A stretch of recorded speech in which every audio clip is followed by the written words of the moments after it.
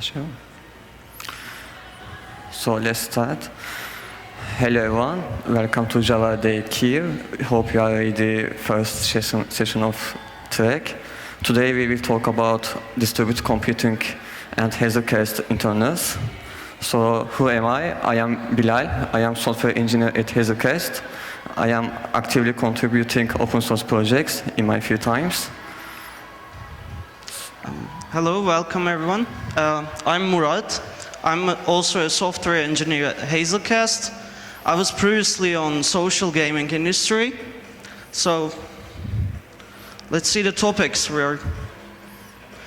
So we will see what is Hazelcast and distributed computing.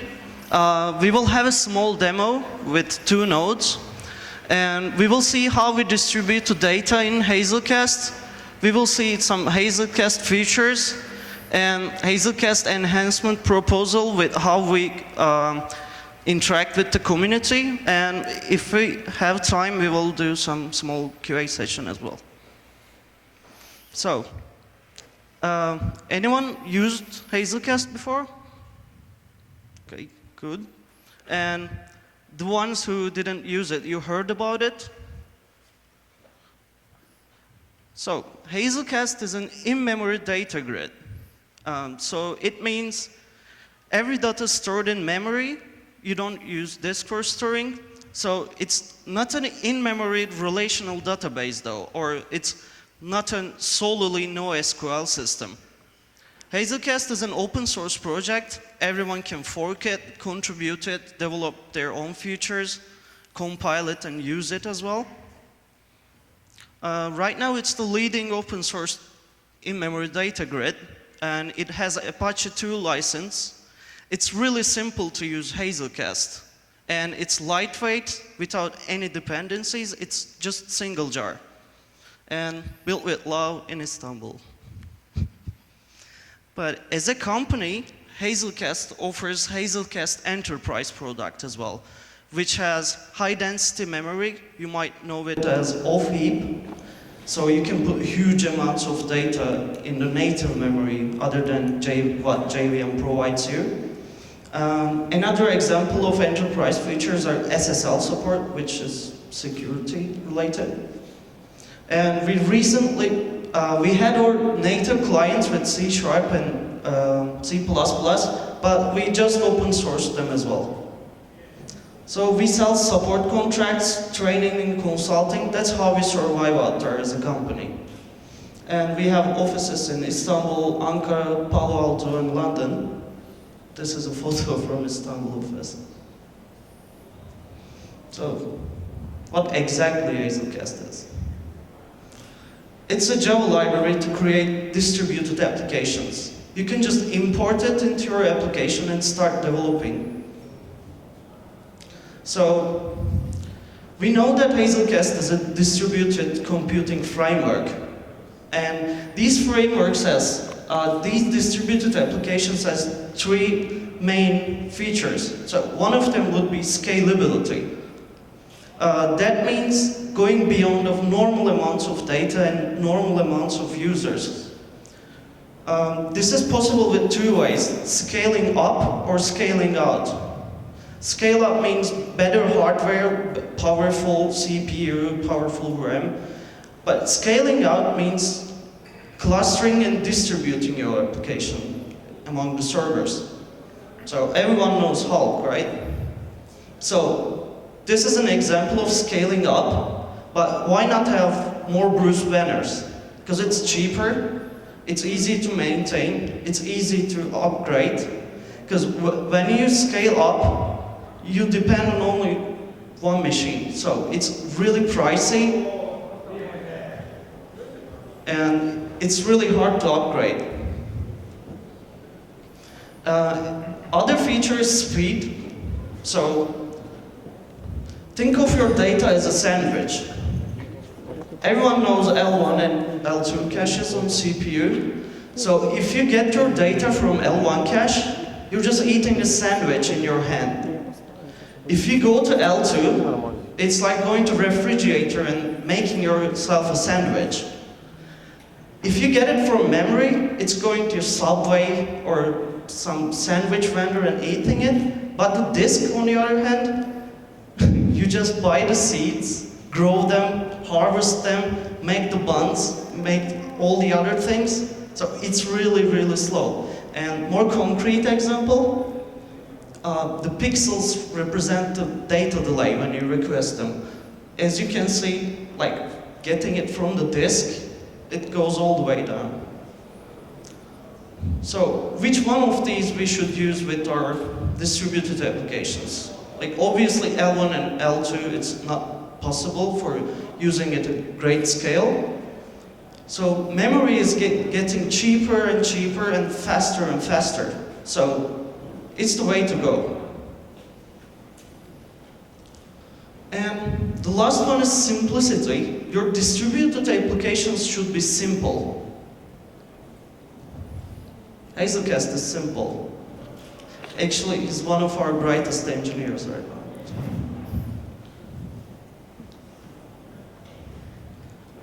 So this is standard Java util map. We know how to use it. We just put and get. This is the concurrent version of it. And let's make this map distributed, just changing 2 lines. First, we acquired the Hazelcast jar. We love Maven, so we use this way. And we start 2 instances in 2 different JVMs. We create a Hazelcast instance, just get a new Hazelcast instance, get a map from it, it will be created for you at this line, and put a value in it in this JVM. So, other node, again, creates itself, gets the same map, and when you get this value from here, it's the same value you put just here. So, let's make a demo of it. Thank you, Murat, for introduction. Let's play Hazelcast. I will make a demo for you. So let's start.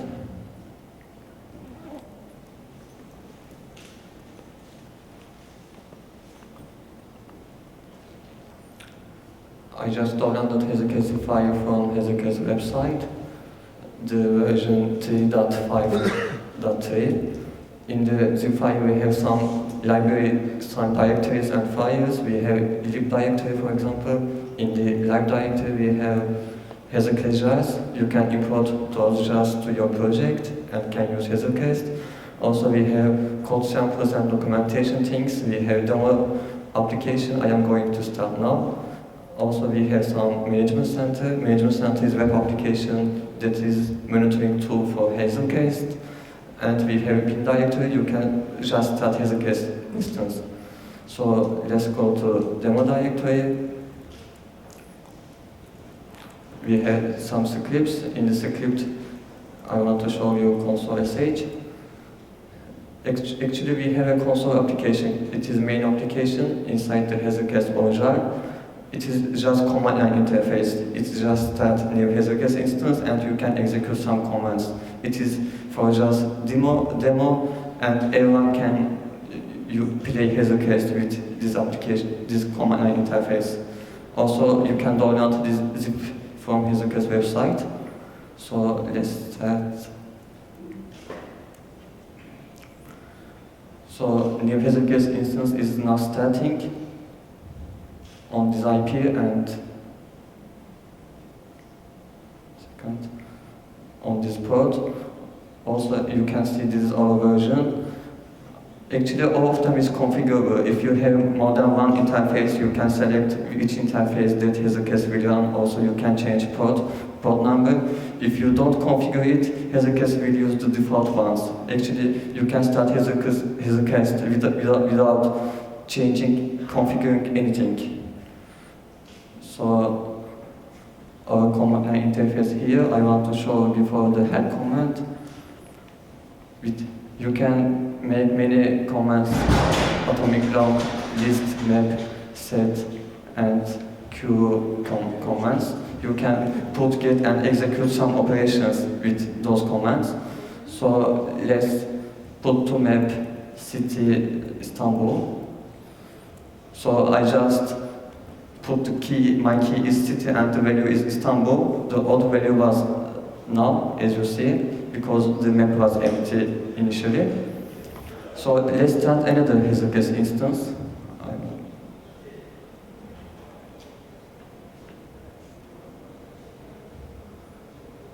I am just running the application again. So this application starts a new Hazelcast instance. They have to discover each other and they have to form a cluster. So they now they have formed a cluster. One of them is 5701, 5702. And how they discover each other? If they are same network, they are automatically discover multicast, but you can use TCP/IP or AWS or other discovery things. So I am going to get m.city, it is Istanbul. So I want to make another operation. Let m.lock city. I just locked this key, so other nodes cannot put any value to this key. So if this node make put price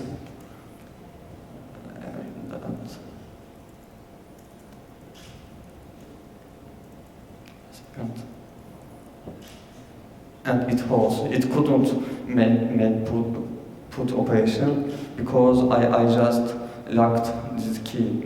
If I unlock this key, it's okay. It was Istanbul and now it is Paris. If I get m.get, it is Paris. So all of them is separately instances. I want to show also management center to you, or monitoring tool. Management center is verifier. It has embedded JT mode.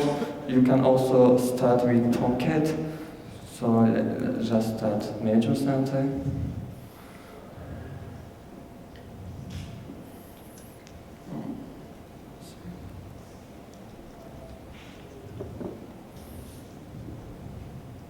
The default username password is admin.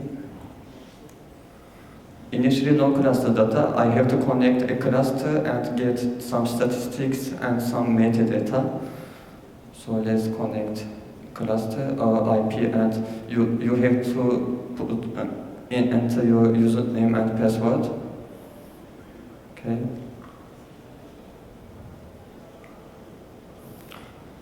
And in terms, I have two nodes. You can see statistics or nodes, your memory and CPU usage, they are coming. You can monitor your Hazelcast instances. You can see everything here. Also, you can run GC, get thread dump or shut down the node. We have a map. And currently we have one entity. It was the key city and value Paris. And the backup of that entity is here. Also we can query the map that entity, the key is city and value is Paris. So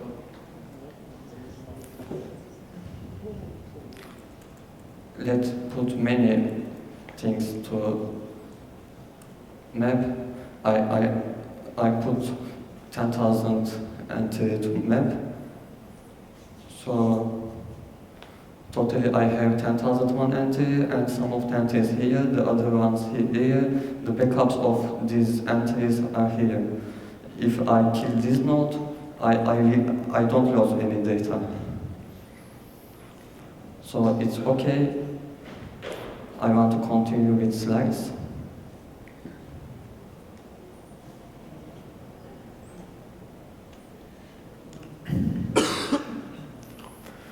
So I have to talk about data management in Hazelcast.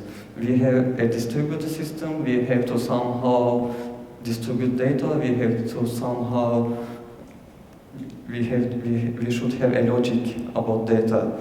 in Hazelcast, actually we don't copy every data to every node. Somehow we have to distribute data. If we have 4 clusters, for example, we just distribute data across the servers. So in Hazelcast, actually every data is stored in a partition, and partitions are stored in nodes. And default, there are 271 partitions, and every node has information about which partition is stored in which node. If I have one node, all the partitions will be in this node, and as default, I have 271 partitions. But having one node is meaningless in distributed systems. If I two nodes, some partitions will be in this node and the other ones will be in this node. And in this case, node 1 is owner of the partition between from 1 to 135, and the red ones are the backups, the red ones are backups. So if this node is killed, I will not lose any data. So if I have key value, I have to calculate the partition ID of corresponding k. So I just get calculating modulo with respect to partition count. When we request a data from a node calculates its partition ID. If that node is owner of that partition ID, then immediately returns answer. If not, it sends a request to owner of the other node that is the owner of the partition, then node returns the answer. So let's make an example. We have currently 3 nodes, let's say, and we have data. These are the datas. I have 4 blue data, and the backups are in the B and C, and the data red, the backups are A and C, and the green ones. So let's continue. Let's say I have added a new node to the system, so I have to again redistribute and rehash the data. And in that case, A just sends to some data to D, then some backups from B, and some backups from C, and some data from B. And actually, at the final migration is completed and the cluster is now safe. Hazelcast will do it automatically. You can add and remove nodes whenever you want.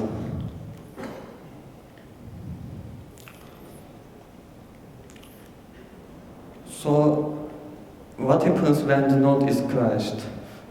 When the node crashed, we lost the red ones, but we have the backups. A, C, and D, we have the red backups. In that case, Hazelcast automatically restores the backups, the original data. And in that case, we are just getting backups to original data and from the cluster. And now all is safe. In Hazelcast, you can set your backup count. We have a backup count from 1 to 6. But if you increase your backup count, you will use more memory. Also, when you execute map.put, and if it returns, you are safe to have backup. But also we have put async, and it immediately returns. Also, backup count is maximum is 6. In Hazelcast, there is no master. Every node has equal responsibility. Also, we have client-server architecture. We have C++ and C# clients. Also, you can embed Hazelcast to your application. So how Hazelcast nodes discover each other? We have 4 things. One of the multicast, if the nodes in the same network, they can discover it automatically. You can configure with TCP/IP connection. Also, you can use AWS. We have a SPI for this, and Discovery SPI. You can implement your own discovery service.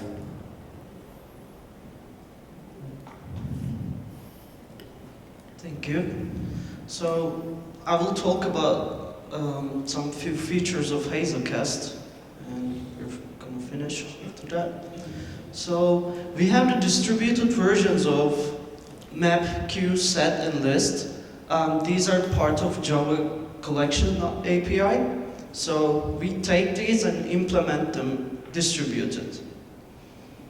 So we also have Java concurrency API distributed implementations such as log semaphore, countdown latch.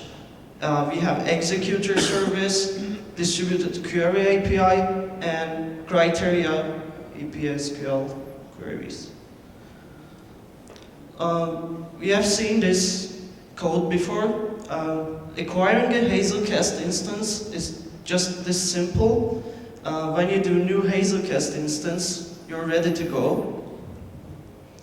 API for Hazelcast instance is like this. You can get your data structures just simply doing a get. You can get all of them as follows. So how to do distributed queries? We have SQL predicates, and they're getting better in this version. It's getting really fast. So you just put your key values and do an SQL query on them, distributed. Bilal demonstrated the locking of entries before, but this is the distributed lock itself. You can get a lock from here and check from another node that lock. That way you can wait for that lock in another node. We demonstrated this one before. You just lock the key. So in a map, that key can't get changed or processed if you lock it. And this is distributed entry processor. What's good about this, you just send the operation to the nodes. You're not moving around data, but the operation itself. As you can see, it's an abstract processor, so it just serializes this process and sends it to other nodes. We have a block and queue implementation as well. You just put your queue in a one node and offer from here and pull from another node. We have JCache support. Actually, Greg was one of the one who prepared it, the JSR 107. So if you develop your application according to JCache API, you can make your caches distributed without changing any logic. Also, we have Hazelcast simulator. In the simulator, if you use Hazelcast with your application, you can make stress tests. Also, transactions, MapReduce API, and multi-map replicated map. You can do one replication. We also support JMX and RESTful services. Also topics, and we just open sourced our native clients from this version on. So integration modules, you can integrate with Spring Cache Manager. We support Hibernate's second level cache provider. We have web session replication and OSGI support. Also, I mentioned about enterprise features which are paid. I already mentioned about these, but Tomcat and Jetty session replication and Enterprise One replication wasn't there, so these are the enterprise features. This is the general Hazelcast architecture, how it's built. It's layered and isolated from each other.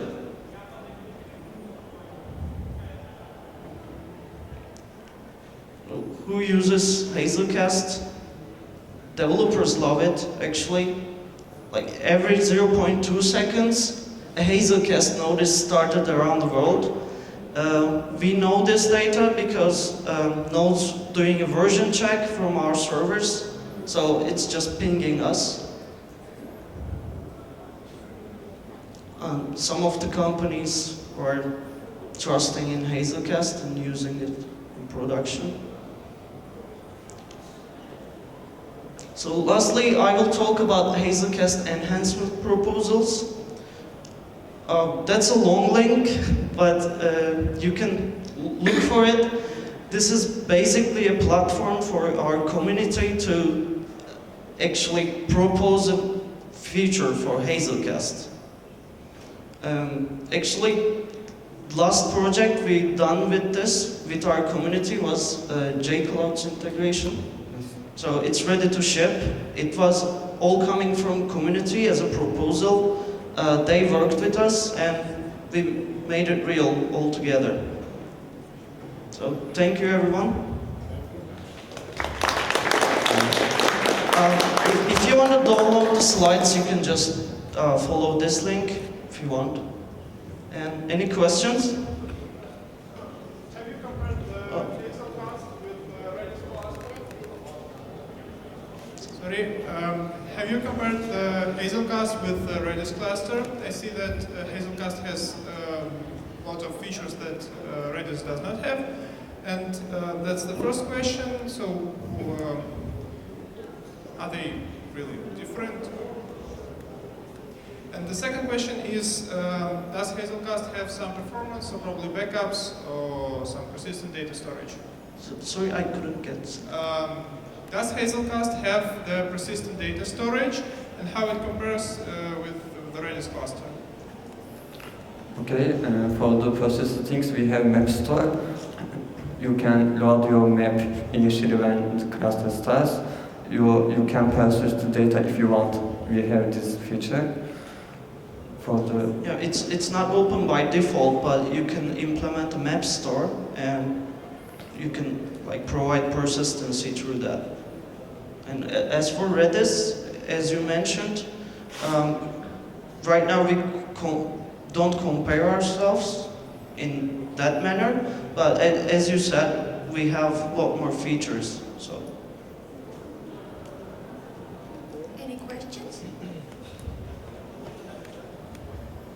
Hi guys, thanks for your talk. It was interesting, and I'm one of the developers who likes Hazelcast. We actually adopted it on our project.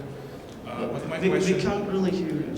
my question is again about the comparisons, but with another option, which is Apache Ignite or Grid Game as a commercial version.